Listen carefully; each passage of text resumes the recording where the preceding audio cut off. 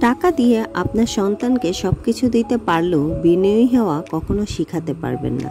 জীবনে আপনার সন্তানকে আর কিছু দেন আর না দেন, অন্তত বিনয়ী হওয়ার শিক্ষাটা দিয়েন। এটা তার জন্য জীবনের সবচেয়ে জরুরি শিক্ষা।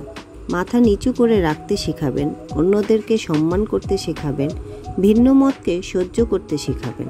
সাফল্য পেলে বা টাকা পয়সার মালিক হলে সে যেন অন্ধ না হয়ে যায়। এই সমাজে আমরা এমন কিছু মানুষ তৈরি করেছি যাদের হাতে দামি মোবাইল আছে কিন্তু মুখে ভদ্রতা নেই, যাদের পায়ে ব্র্যান্ডের জুতা আছে কিন্তু হৃদয়ে শ্রদ্ধা নেই। আপনার সন্তান যদি শিক্ষক, গৃহকর্মী, রিকশাওয়ালা কিংবা অফিসের চৌকিদার কাউকে সম্মান করতে না শেখে, তাহলে আপনি তাকে মানুষ নয়, একটা অহংকারী রোবট বানিয়ে দিয়েছেন।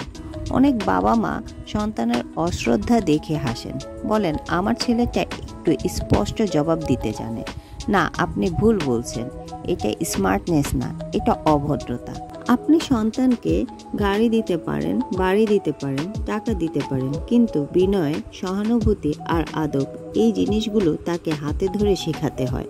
এই শিক্ষাটা আপনি যদি না দেন, তাহলে একদিন সমাজ তার দামি জামা কাপড় দেখে না, তার ব্যবহার দেখে মুখ ঘুরিয়ে নেবে।